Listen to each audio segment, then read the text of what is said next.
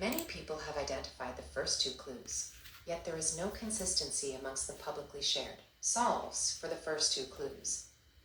Something not shared in solves is that where warm water halts has www in it, just like World Wide Web. What if there were a website about hiking or something, and down in the comments someone mentions some locations in New Mexico that would form a cross on a map like that Vietnam drawing had X's on it? Maybe one of them will tell you about a chest they hid with some intriguing errors. A comment on a website like exploring.com might have something along these lines. Listen to this track, bitch. As a youngster in the 50s and 60s, our family owned a 2-story cabin on the Windsor Creek. My grandfather, A. Griswold, on my mother's side, lived in this cabin for years before selling it to his kids for $1 per share. He moved down to Torero into a beautiful cabin with lots of land around.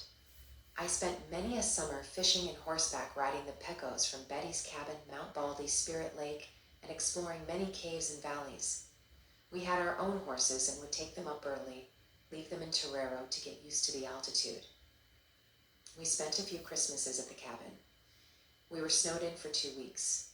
The only other person we saw during that trip was the ranch hand who was taking care of the O'Bannon place. He stayed pretty drunk through the winter. I believe he got pretty lonely during the winter months. The Mechanesses had a cabin down the Windsor from us. Becky was my first love. David was my fishing buddy. Cowles had a rec hall and riding stables, a restaurant and little store at that time. Life was as good as the fishing on the Windsor back then. I've returned to the Windsor a few times over the years. Former Governor Anya bought the cabin and painted it pink. I did get to see the McNesses and Becky in the early 80s. That was nice. I took my daughters up and camped at the trailhead, did a bunch of fishing and reminiscing. I've since heard the cabin is gone. Might as well be Iricon. A pink cabin just didn't fit. Nothing could be better than having and keeping those memories. Did I mention Geronimo's? Probably best I didn't. The Pecos River is crystal clear, unlike down towards Roswell where I lived years later.